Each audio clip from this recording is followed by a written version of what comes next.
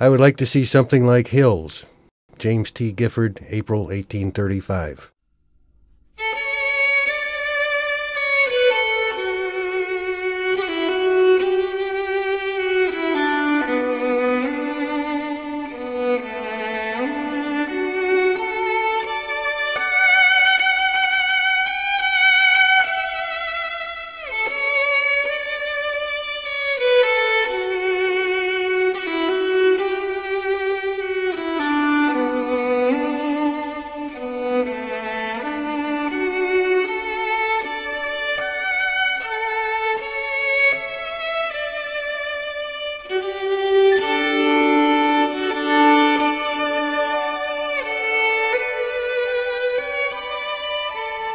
Venturing west from New York, James Talcott Gifford was looking for the perfect place to build a new town.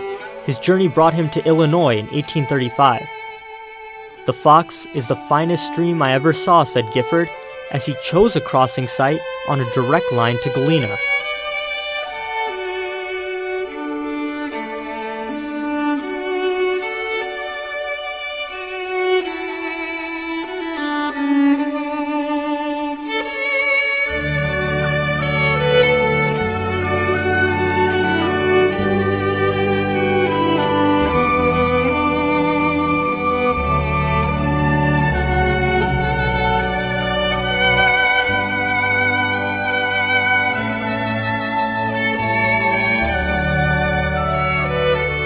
Due to the strenuous effort of Gifford and others, Elgin Academy was granted a charter by the Illinois General Assembly on February 22, 1839.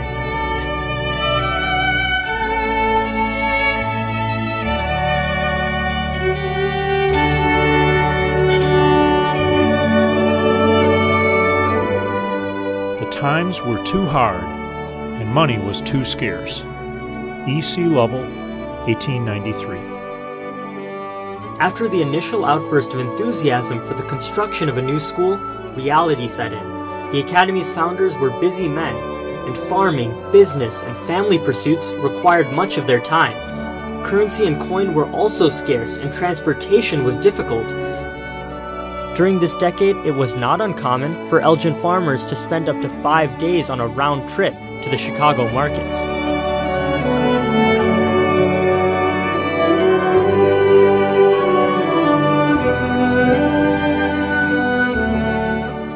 In 1843, the Academy Board of Trustees was reorganized with 5 new members.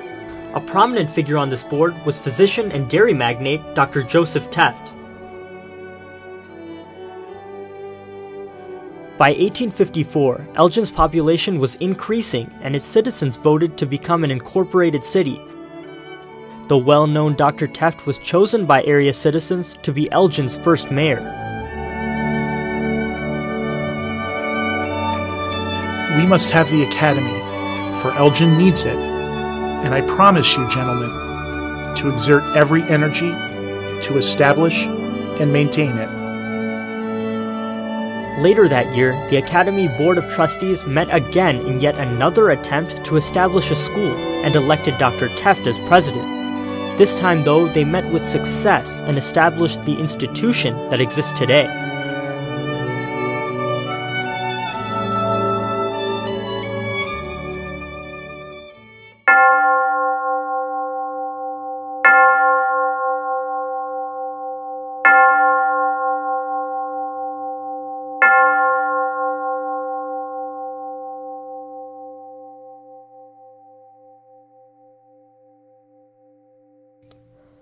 On April 12, 1861, the Confederacy attacked Fort Sumter, beginning a bloody 4-year conflict that would eventually claim the lives of over 1 million Americans.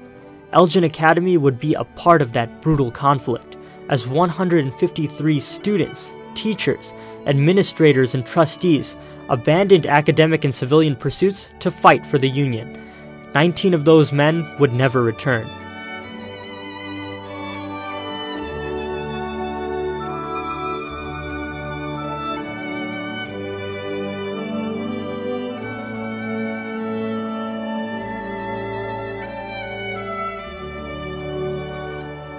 at least 10 more would die from the effects of unhealed wounds, exposure, and traumatic stress shortly after the war.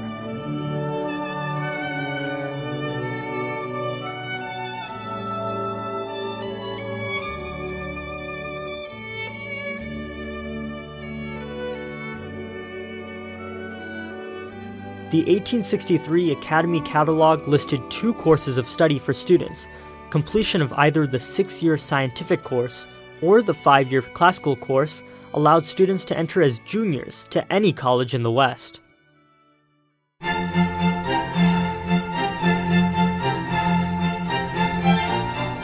Amos and Susan Sears came to Elgin Academy in the fall of 1870, bringing with them unusual equipment and experience after successful academic careers in Ohio. The Sears' energy and teamwork, coupled with the school law of 1872, which required formal examinations for public school teachers, propelled the academy to new heights. Courses of study were reorganized, and regular classes were established. Laura R. Davidson in 1872 was the first Elgin Academy student to receive a diploma. Lewis Skinner followed a year later. By 1874, classes were filled with 247 students crowding Old Main. Building and ground improvements were made, the school debt was retired, and Academy Hall, the open room on the 3rd floor, was partitioned and refitted for overflow students.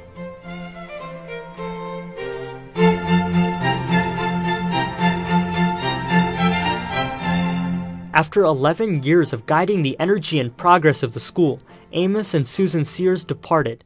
2 years later, Professor J. Adolf Schmitz, in conjunction with the Board of Trustees, began efforts to establish an endowment to provide for the financial future of the Academy. The 1880s saw many gifts bestowed upon Elgin Academy. The Sears family later presented many items of cultural and decorative importance, including a silver goblet, a ewer, and a loving cup.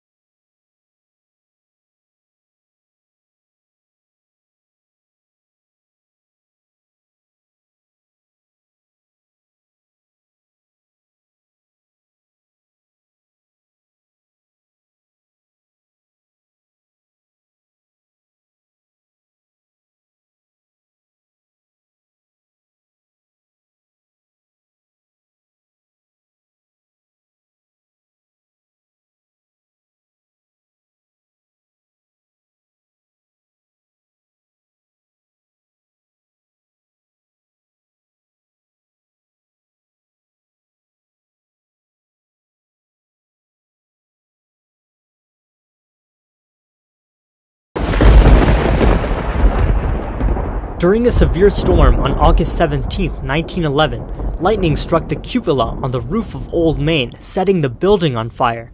During the conflagration, the bronze McNeely bell crashed through the roof all the way to the 2nd floor. The bell was badly damaged and was placed into storage until 1962. It was repaired and then displayed in front of the gym.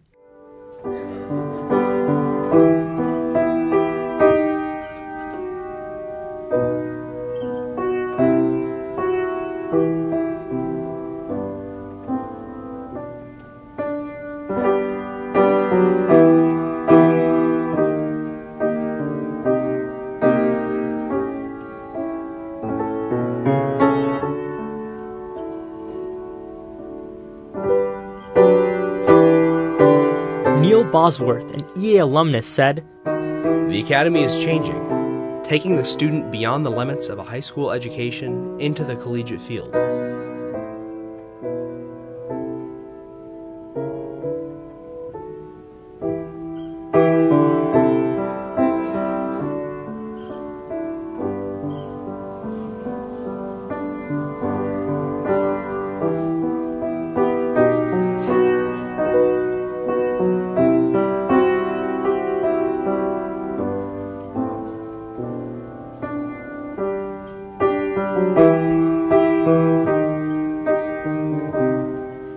Initiated by Dean Carl Stouffer in September of 1931, the Elgin Academy plan consisted of a rotating class schedule. Stouffer touted this plan by saying, "Eminent educators declare this plan to be a forward step in education. The change has resulted in doubling the percentage on the honor roll and almost eliminating failures." Elgin Academy's young scholars responded in agreement. "We students have found a greater zeal in learning."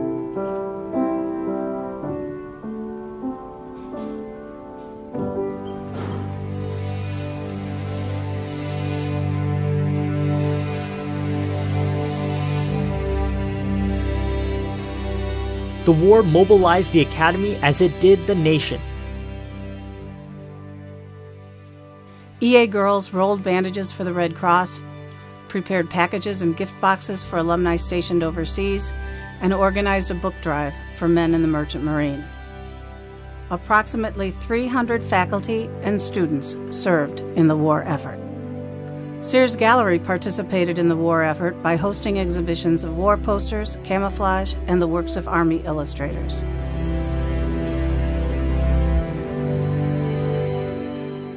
By the early 1950s, the Board of Trustees deemed it advisable to establish a nursery school and a kindergarten to accommodate the needs of young students. The nursery school served children from 2.5 to 4 years of age, and the kindergarten was attended by those students 4.5 to 5 years old. The elementary school served grades 1 through 6 and was located in Raymond House. Financial considerations closed the elementary program in 1958. The 100th graduating class from Elgin Academy brought together students from Illinois, Wisconsin, Ohio, Kansas, and Michigan. And in keeping with the long-standing EA tradition of international education, Venezuela and Cuba were also represented.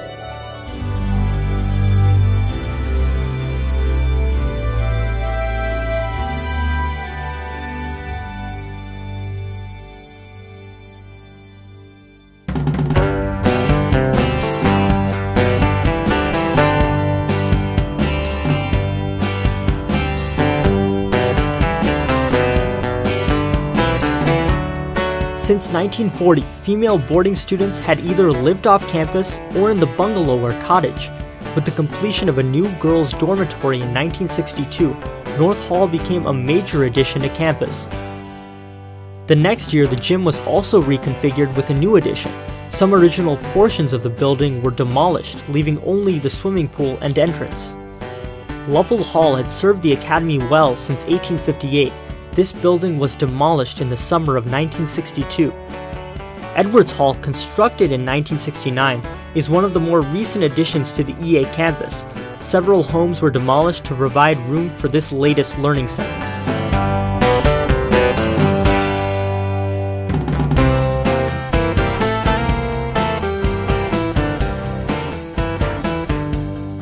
Reacting to financial pressure, the Board of Trustees sold much of the art collection beginning in 1967. Paintings and sculpture were sold to the Art Institute of Chicago and to private collectors.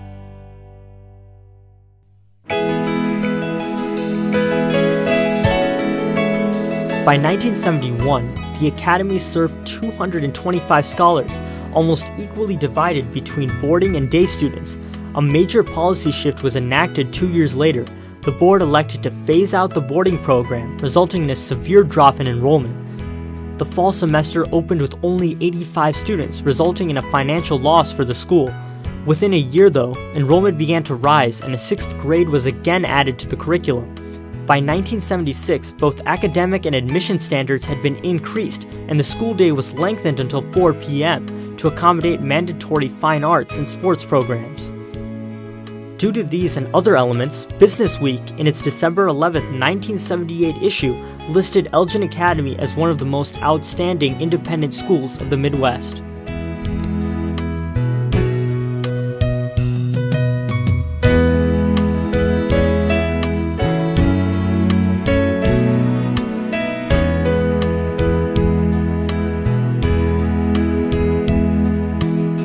In 1984, the current lower school was opened, expanding superior educational opportunities to younger students. In 1988, North Hall was remodeled to accommodate this expanding program.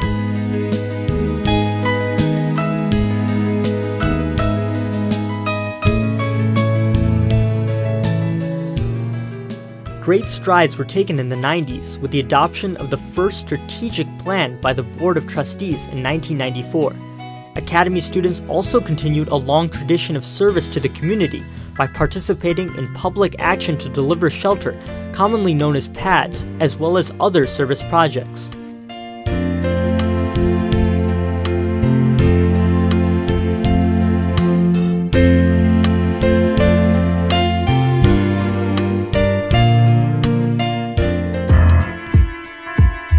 The beginning of the new millennium brought many changes.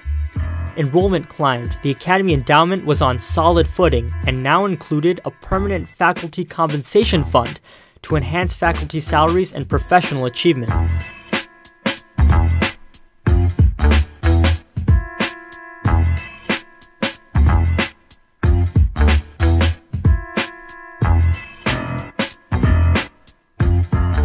Beginning in 2006, Summit Academy became a part of Elgin Academy, giving the school both a Hilltop campus and a River Road campus.